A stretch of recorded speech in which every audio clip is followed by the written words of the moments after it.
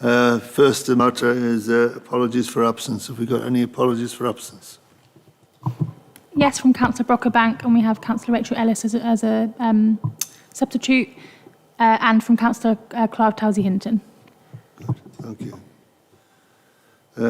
Can we approve as the correct record the minutes of the meeting held on the 14th of March 2024? Then we've got any comments on that? Can we have a seconder, please, Rachel? Right. All those in favour? All in favour? Yeah, thank you.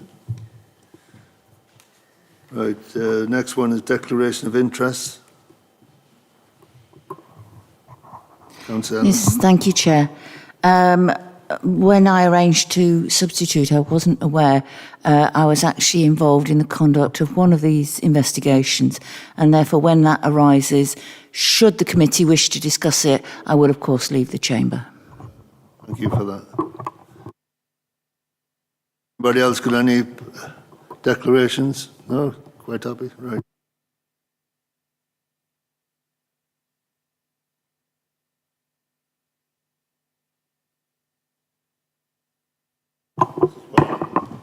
Thank you, Chair. This is a report that is brought to this committee annually, and it's the review of gifts and hospitality received by officers and members across the council. The council has a gifts and hospitality code of practice for members and officers. This code was actually reviewed last year and amended and approved by the Appointments and Conditions of Service Committee in October and this committee in December of 2023. Since 2012, we keep an electronic folder in relation to officers' declarations of interests. In relation to members' declarations of interest, we also keep an electronic file.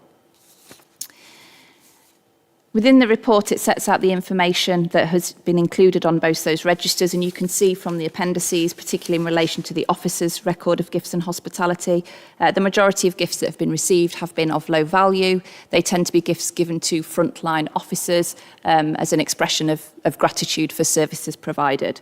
Generally, it does tend to be flowers, chocolates, biscuits, which are shared amongst the team. There were 2 occasions when gifts were refused by officers, and these were on one occasion also hospitality was refused. Generally, these tend to be refused because they come from businesses that we work with or contractors, and it's not appropriate to accept gifts of any sort in those circumstances. In relation to the gifts and hospitality for members, we did have 1 entry on the register for 23-24. Again, it was a very low value gift, a book, and it was accepted. As members will be aware, if a gift is received with a value of in excess of £50, then that also has to be recorded on the members' register of interest as a change to their register of interest forms. The Gifts and Hospitality Register in relation to officers is also reported to SLT on a quarterly basis and monitored through that so that SLT can check that managers are cooperating with the code, that gifts are being authorised or otherwise promptly, and that where gifts are refused, clear reasons are given. There was no particular issues to raise in relation to that over the last year. I think the review of the Gifts and Hospitality Code of Practice within the year has refreshed managers' memories and highlighted to staff the importance of ensuring that those gifts are recorded and acknowledged promptly. The information, as I say, is attached in the appendix. Unless councillors have any particular questions, there was nothing of concern to highlight in the year 23-24. Thank you, Chair. Everybody quite happy with that?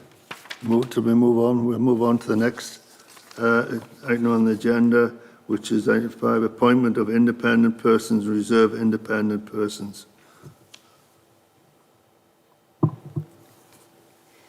Thank you, Chair. So members will recall at the committee meeting in March 2024, this committee agreed to the start of a recruitment exercise to recruit the role of independent person and reserve independent person to support standards investigations. The 2 posts were advertised. We did receive applications, and there was interviews undertaken on a couple of dates in July in relation to those applicants. Following interview, the panel have recommended or are recommending the appointment of David Walsh as the independent person. David, as it says in the report, has a wealth of public sector experience and a solid understanding of local government. He also works within the NHS sphere as well, so has a good understanding of public sector working. And in addition, the recommendation is that John Baggerley, who is the current independent person, be appointed as the reserve independent person, who is able to act when the independent person is unable to do so due to conflict of interest, ill health or absence. You're all familiar with John. He attends these committee meetings regularly and has a wealth of experience in the Standards Forum. So we're delighted to continue to work with him. In terms of process, the recommendation from the panel is that David Walsh and John Bagley are appointed. That will then formally, if agreed, be sent through to full council because those posts have to be appointed by full council. And there is a full council meeting on the 26th of July at which those recommendations will be made. I would also like to personally thank Stuart Bembridge, who was our reserve IP, or has been or is our reserve IP, who hasn't expressed an interest in continuing in the role. But I would like to thank you for his help and support in the role over the last 2 years. Thank you, Chair. Yeah, thank you for that. Has anybody got any questions on that? They're all quite happy with that? Right, we'll move on to the next item. No, which, we need to oh, sorry, move the we need recommendation. to move the recommendation. So that's the appointment of David Walsh. Recommend that Councillor David Walsh be appointed as an independent person under the Co-location Act 2011 for 2 years. And recommend to the Council that John Bagley be appointed as a reserve independent person under the Local Act 2011 for 2 years. Is there a second? Can you second that, please? Is everybody quite happy with that? Everybody is for it? Nobody against? Thank you very much. Right, the next item is the Code of Conduct Complaints Update. Report by the Monitoring Officer. Thank you, Chair. In terms of Code of Conduct complaints, since the last meeting of the Council on the 15th of March, there have been 4 complaints validated. Now, 2 of those complaints were actually received before the meeting on the 15th of March, but hadn't been validated and weren't received until after the papers had been published. At the last committee, we had 1 complaint outstanding. That complaint had been referred for formal investigation. That investigation has now concluded and the outcome of that complaint has been given to members as an exempt appendices attached to this report. In relation to the other 4 new complaints, one of these has now been withdrawn.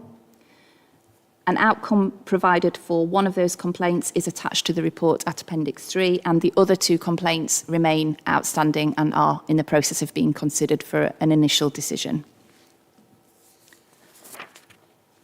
Also attached to the report shows the breakdown of complaints in a graph form since the introduction of the standards regime back in 2012 and a more detailed breakdown of complaints over the last 2 years, showing where we are up to date with the complaints at the moment.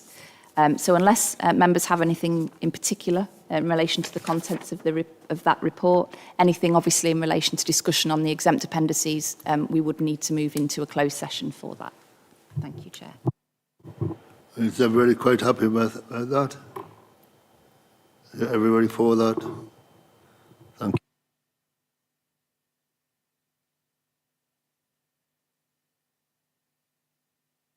you. Thank you for that. Thank you for your attendance.